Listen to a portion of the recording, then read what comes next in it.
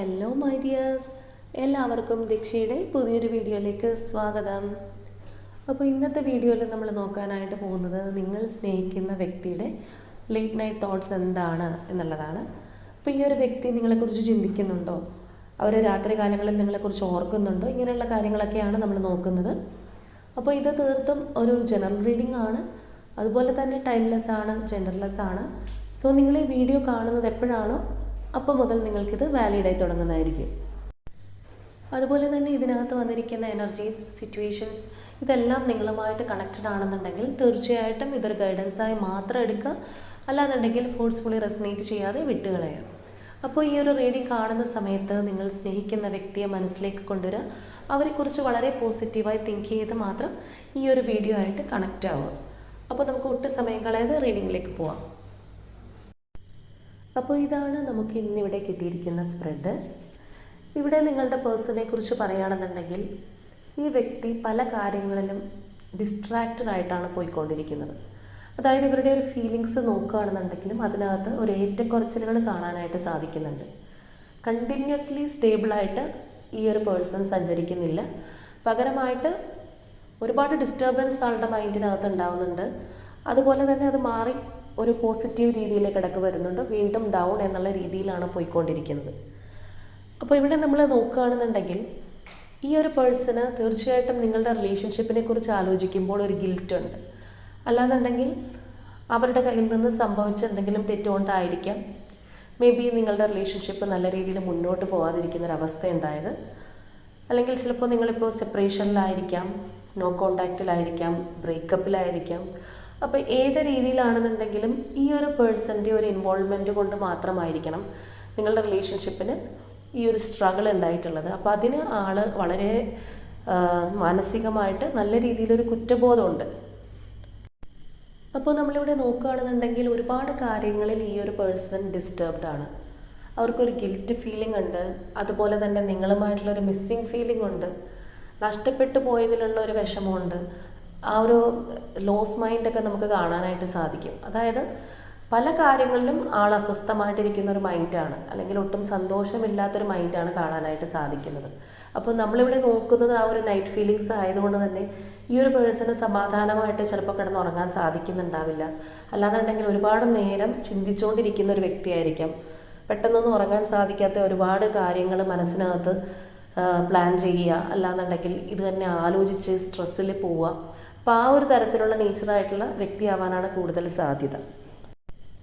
അപ്പോൾ ഇവിടെ നമ്മൾ നോക്കുകയാണെന്നുണ്ടെങ്കിൽ നിങ്ങളും ഈ ഒരു പേഴ്സണും തമ്മിൽ ഓപ്പൺ ആവാത്ത ചില കാര്യങ്ങളുണ്ട്. അതായത് നിങ്ങൾക്ക് തന്നെ തുറന്ന് സംസാരിക്കാനായിട്ട് സാധിച്ചിട്ടുണ്ടാവില്ല, അല്ലെങ്കിൽ നിങ്ങളുടെ റിലേഷൻഷിപ്പിനിടയിൽ മറ്റുള്ള വ്യക്തികളുള്ളതുകൊണ്ട് ചില മിസ്അണ്ടർസ്റ്റാൻഡിങ്സ് നിങ്ങൾക്ക് വന്നിട്ടുണ്ടാവാം.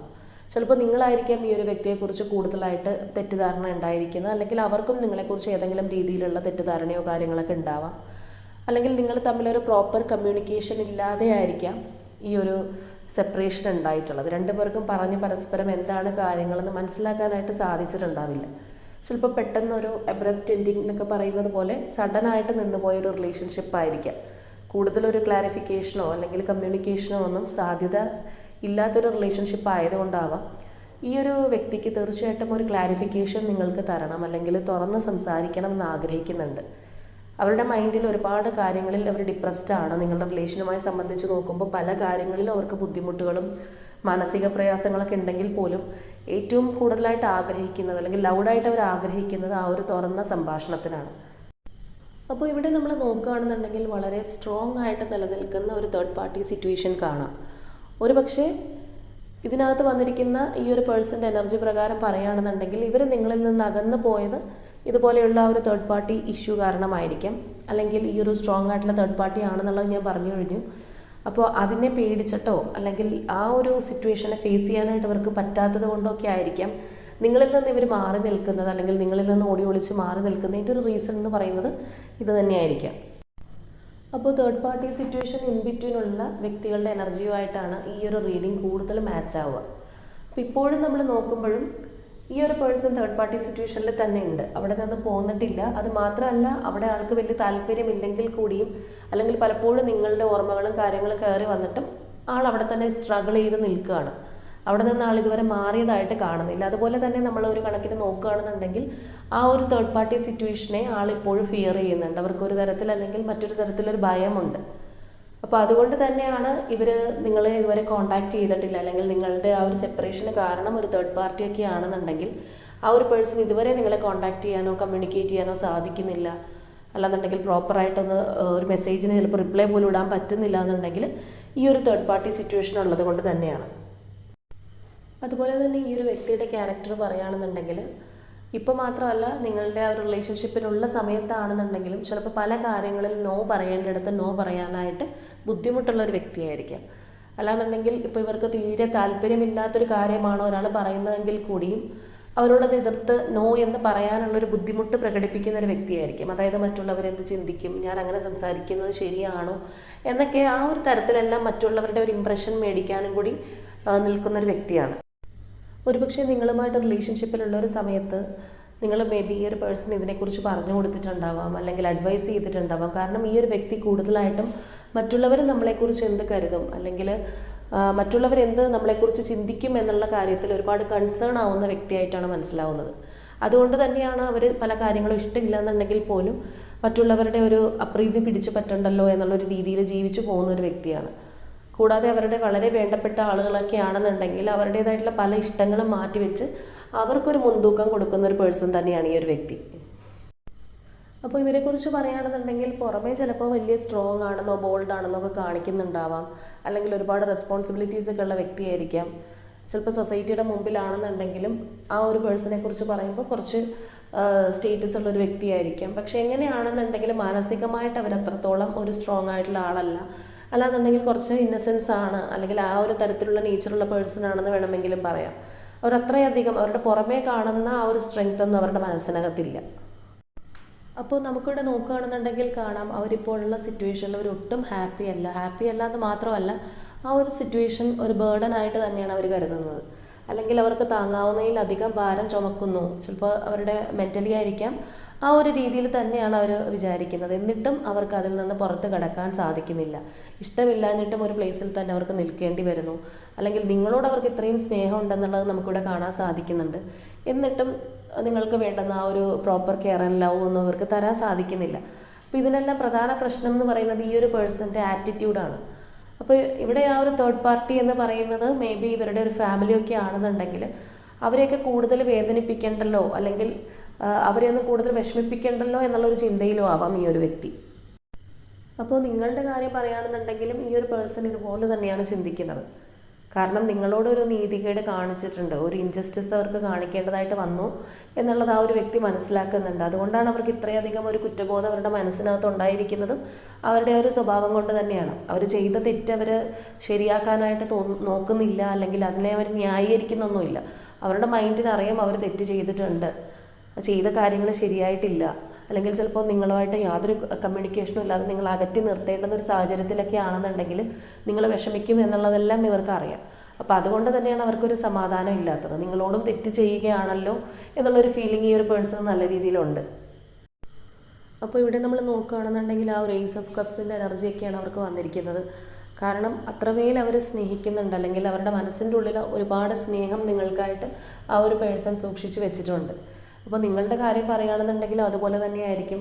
ഇപ്പോൾ നിങ്ങൾ തമ്മിൽ അകന്ന് നിൽക്കുകയാണ്, അല്ലെങ്കിൽ പണ്ടത്തെ ആ ഒരു സൗഹൃദത്തിലോ ആ ഒരു സ്നേഹത്തിലോ ഒന്നും അല്ല നിങ്ങൾ പോകുന്നതെങ്കിൽ പോലും അവരെ ഒരിക്കലും മറക്കാനോ അല്ലെങ്കിൽ അവർക്ക് നിങ്ങൾ കൊടുത്തിരുന്ന ആ ഒരു സ്നേഹം ഒട്ടും കുറഞ്ഞു പോകുകയൊന്നും നിങ്ങളുടെ ഭാഗത്തു നിന്നും ഉണ്ടായിട്ടുണ്ടാവില്ല. അപ്പോൾ ഞാൻ ആദ്യമേ പറഞ്ഞതുപോലെ തന്നെ ഒരുപാട് കാര്യങ്ങൾ നിങ്ങളോട് സംസാരിക്കാനായിട്ട് ആ ഒരു പേഴ്സൺ ആഗ്രഹിക്കുന്നുണ്ട്. നല്ല രീതിയിലുള്ളൊരു കമ്മ്യൂണിക്കേഷൻ വേണം. പല കാര്യങ്ങളും പറഞ്ഞ് നിങ്ങളുടെ തെറ്റിദ്ധാരണ മാറ്റണം എന്ന് ആഗ്രഹിക്കുന്നുണ്ട്. അതുപോലെ ചെയ്തു പോയ കാര്യങ്ങൾക്ക് ക്ഷമ പറയാനായിട്ട് അവർക്ക് താല്പര്യമുണ്ട്. പക്ഷേ ഇതെല്ലാം അവരുടെ മനസ്സിനകത്ത് എല്ലാ ദിവസവും ഇങ്ങനെ ചിലപ്പോൾ അവർ ചിന്തിക്കുന്നത് കൊണ്ടായിരിക്കാം വളരെയധികം ആ ഒരു റിഗ്രറ്റ് ഫീലിങ്ങും കാര്യങ്ങളെല്ലാം അവരുടെ മൈൻഡിനകത്ത് നല്ലപോലെ ഉണ്ട്. അപ്പോൾ അതുകൊണ്ട് തന്നെ ഇതിനെല്ലാം ഒരു സൊല്യൂഷൻ ഒരു ദിവസം ഉണ്ടാവും എന്നുള്ളൊരു പ്രത്യാശയിലാണ് ഈ ഒരു വ്യക്തി ജീവിക്കുന്നത്. ഒരുപക്ഷെ നിങ്ങളിൽ കുറച്ച് പേർക്കെങ്കിലും ഈ ഒരു വ്യക്തിയുമായിട്ടുള്ള ഈ ഒരു സെപ്പറേഷൻ നിങ്ങളുടെ ലൈഫ് ടൈമിൽ ആദ്യത്തെ ഒരു സംഭവമായിരിക്കില്ല. ഇതിനു മുൻപും വേറെ എന്തെങ്കിലും റീസൺസിൻ്റെ പേരിൽ നിങ്ങൾ തമ്മിലൊരു സെപ്പറേഷനോ അല്ലെങ്കിൽ ഒരു നോ കോണ്ടാക്ട് സിറ്റുവേഷനോ ഒക്കെ ഉണ്ടായിട്ടുണ്ടാവാം. അപ്പോൾ അതുകൊണ്ട് തന്നെ ഈ ഒരു വ്യക്തിയുടെ മനസ്സിൽ അങ്ങനെയുള്ളൊരു കാര്യം കൂടിയുണ്ട്. കാരണം ഒരിക്കൽ നിങ്ങൾ തമ്മിലൊരു സെപ്പറേഷനിലേക്ക് വന്നതിന് ശേഷം വീണ്ടും റീജോയിൻ ആയിട്ടുണ്ട്. അപ്പോൾ അതുകൊണ്ട് തന്നെ ഇനിയും അതുപോലെയുള്ള കാര്യങ്ങൾ നിങ്ങളുടെ ലൈഫിൽ ഉണ്ടായിക്കൊണ്ടിരിക്കും, അല്ലെങ്കിൽ നിങ്ങളുമായിട്ട് വീണ്ടും റീജോയിൻ ചെയ്യാനുള്ളൊരവസരം അവർക്ക് വീണ്ടും കിട്ടും എന്നുള്ളൊരു തോട്ട് ഈ ഒരു പേഴ്സണ് പലപ്പോഴും വരുന്നുണ്ട്.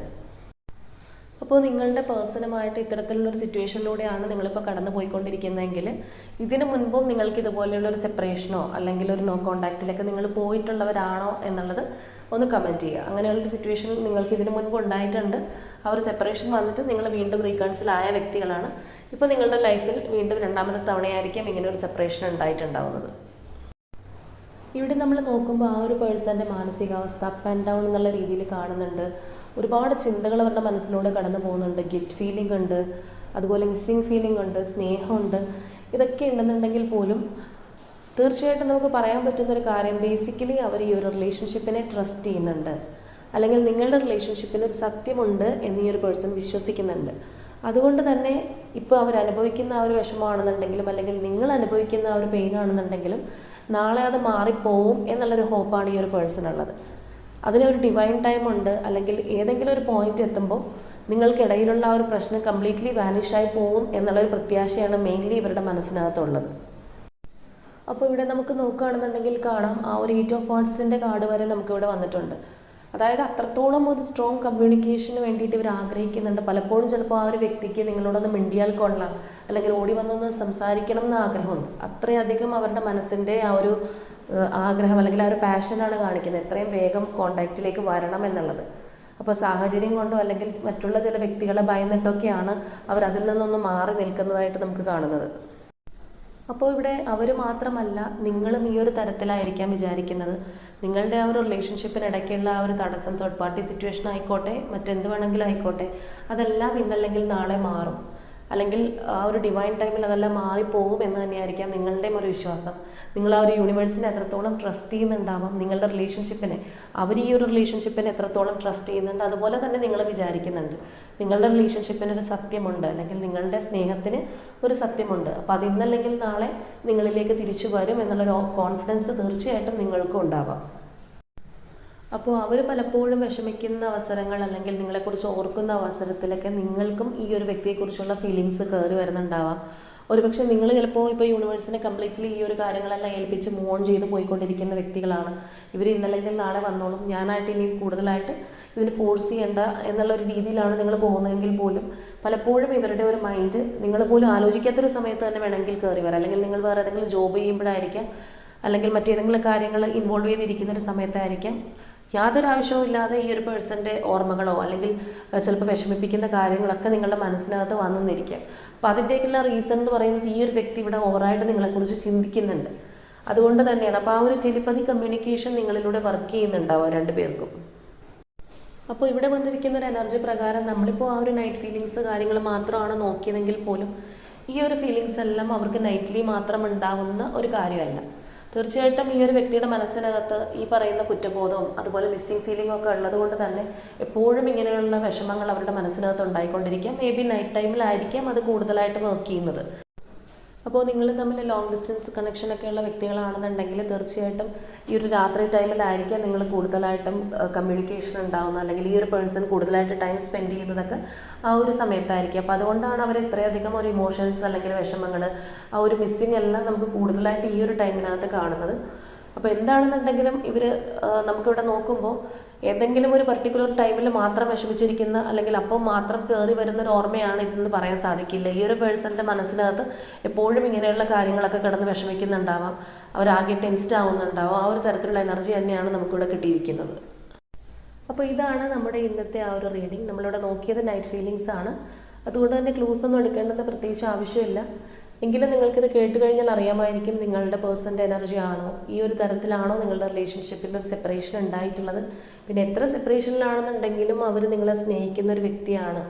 അല്ലാന്നുണ്ടെങ്കിൽ അവരുടെ ഓർമ്മകൾ നിങ്ങൾക്കും ഉണ്ടാവുന്നുണ്ട്. ആ ഒരു ടെലിപ്പതിക്കലി ആ ഒരു വൈബെല്ലാം നിങ്ങൾക്കും കിട്ടുന്നുണ്ടോ എന്നുള്ളതെല്ലാം നിങ്ങൾക്കും അറിയുന്ന ഒരു കാര്യം തന്നെയായിരിക്കും. അപ്പോൾ എന്താണെന്നുണ്ടെങ്കിലും ഇവിടെയുള്ളൊരു പേഴ്സൺ നിങ്ങളുടെ കൂടെ ഇപ്പോൾ ഇല്ലയെന്നുണ്ടെങ്കിൽ പോലും അവരുടെ ഒരു ഫിസിക്കൽ ബോഡി മാത്രമാണ് നിങ്ങളോടൊപ്പം ഇല്ലാത്തത്. എപ്പോഴും നിങ്ങളെ ചിന്തിക്കുന്ന അല്ലെങ്കിൽ നിങ്ങളെ സ്നേഹിക്കുന്ന, വീണ്ടും ഈ ഒരു റിലേഷൻഷിപ്പ് പഴയതുപോലെ ആവണമെന്ന് നിങ്ങളെപ്പോലെ തന്നെ ആഗ്രഹിക്കുന്ന ഒരു വ്യക്തിയാണ് നമുക്കിവിടെ കാണാനായിട്ട് സാധിക്കുന്നത്. അപ്പോൾ തീർച്ചയായിട്ടും ഇതിനകത്ത് വന്നിരിക്കുന്ന ഒരു എനർജീസും സിറ്റുവേഷൻസ് എല്ലാം നിങ്ങളുടേതായി തോന്നിയിട്ടുണ്ടെങ്കിൽ ക്ലെയിം ചെയ്യുക. വളരെ പോസിറ്റീവായിട്ടുള്ളൊരു എനർജിയാണ്. ആ ഒരു പേഴ്സൺ മനസ്സുകൊണ്ട് അത്രയും ഒരു ഹാർഡ് ഹാർട്ടഡ് ആയിട്ടുള്ള വ്യക്തിയല്ല. അല്ലെങ്കിൽ ചിലർക്ക് തീരുമാനങ്ങളെല്ലാം ചാടിക്കേറി എടുക്കാനോ എല്ലാവരുടെ എതിർപ്പിനെ വകവയ്ക്കാതെ മുന്നോട്ട് പോകാനൊക്കെ സാധിക്കുന്ന ഒരു പേഴ്സൺ ആയിരിക്കണം എന്നില്ല. അപ്പോൾ അങ്ങനെയുള്ള ചില കാര്യങ്ങൾ കൊണ്ട് അവരൊന്ന് പുറകിൽ നിൽക്കുന്നതായിട്ടാണ് നമുക്ക് ഈ ഒരു റീഡിംഗ് പ്രകാരം മനസ്സിലാക്കാനായിട്ട് സാധിക്കുന്നത്. അപ്പോൾ തീർച്ചയായിട്ടും അവരെവിടെയാണെന്നുണ്ടെങ്കിൽ ഒത്തിരി സ്നേഹം നിങ്ങളോടുള്ളൊരു പേഴ്സൺ തന്നെയാണ്. അപ്പോൾ അതുകൊണ്ട് തന്നെ ഇതിൻ്റെ ഒരു പോസിറ്റിവിറ്റി ക്ലെയിം ചെയ്യുക. അപ്പോൾ ഇന്നത്തെ നമ്മുടെ റീഡിംഗ് ഇത്രയേ ഉള്ളൂ. നാളെ മറ്റൊരു റീഡിങ്ങുമായിട്ട് നമുക്ക് വീണ്ടും കാണാം.